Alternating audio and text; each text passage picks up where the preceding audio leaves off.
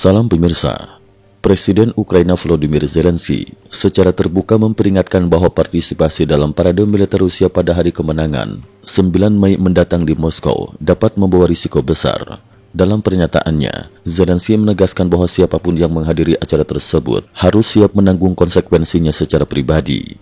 Siapapun yang ikut dalam parade itu, tanggung sendiri risikonya. Nyawa ada di tangan masing-masing, ujar Zelensky dalam konferensi pers terbaru. Kekhawatiran keamanan dan respon internasional. Peringatan dari Zelensky muncul setelah juru bicara Presiden Rusia mengumumkan bahwa sekitar 20 kepala negara dan pemerintahan diperkirakan akan hadir dalam parade tersebut. Menanggapi hal ini, Kementerian Luar Negeri Ukraina menyarankan agar para pemimpin dunia mempertimbangkan kembali rencana mereka untuk menghadiri acara di Moskow.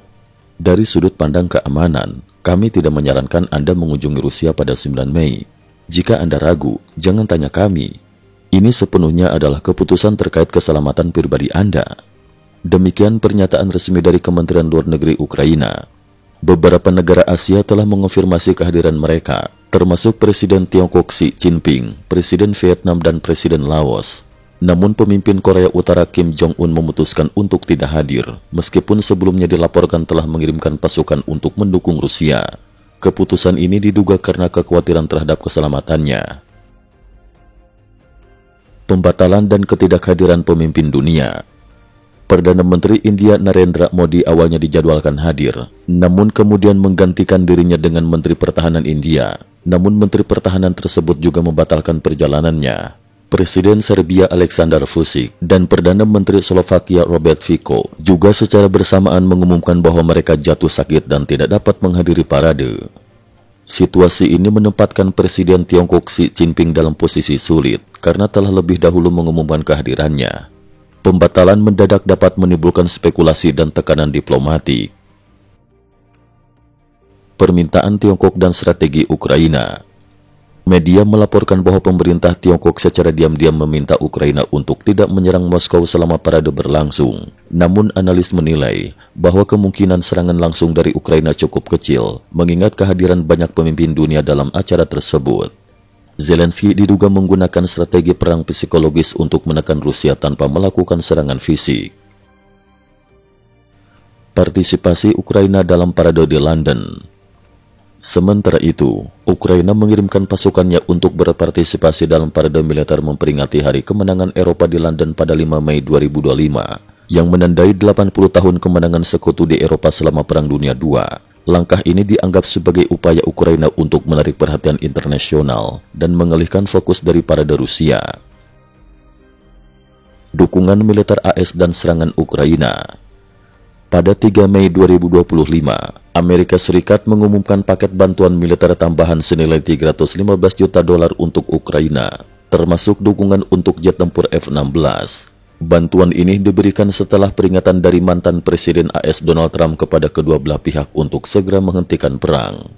Pada hari yang sama, militer Ukraina melancarkan serangan menggunakan drone udara dan laut di Laut Hitam, menargetkan jembatan Kerch yang menghubungkan Rusia dengan semenanjung Crimea. Dalam serangan ini, sebuah drone laut Ukraina berhasil menembak jatuh jet tempur Rusia Su-30, mencetak rekor baru dalam sejarah militer. Perubahan sikap AS terhadap konflik. Pada 2 Mei 2025, juru bicara Departemen Luar Negeri AS, Matthew Miller, mengumumkan bahwa Amerika Serikat tidak lagi berperan sebagai mediator dalam konflik Rusia-Ukraina. Pernyataan ini menandai perubahan signifikan dalam pendekatan diplomatik AS terhadap perang yang telah berlangsung selama 3 tahun.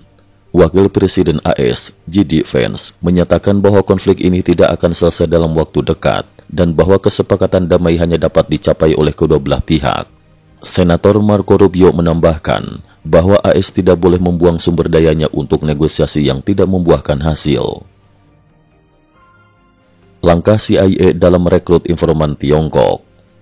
Pada 1 Mei 2025, CIA merilis 2 video berbahasa Mandarin yang ditujukan untuk merekrut informan dari dalam Partai Komunis Tiongkok.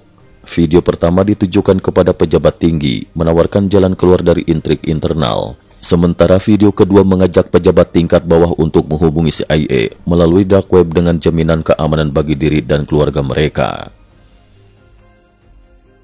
Kesimpulan, Ketegangan antara Ukraina dan Rusia semakin meningkat menjelang peringatan Hari Kemenangan Rusia pada 9 Mei.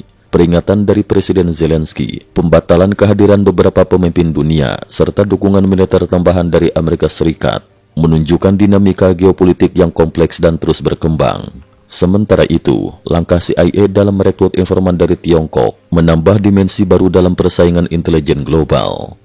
Cukup sekian dulu, terima kasih atas perhatiannya. IT News juga memiliki channel di platform kancing.com. Mohon kunjungan dan bantu subscribe agar bisa mengikuti perkembangan dunia tanpa batas. Terima kasih.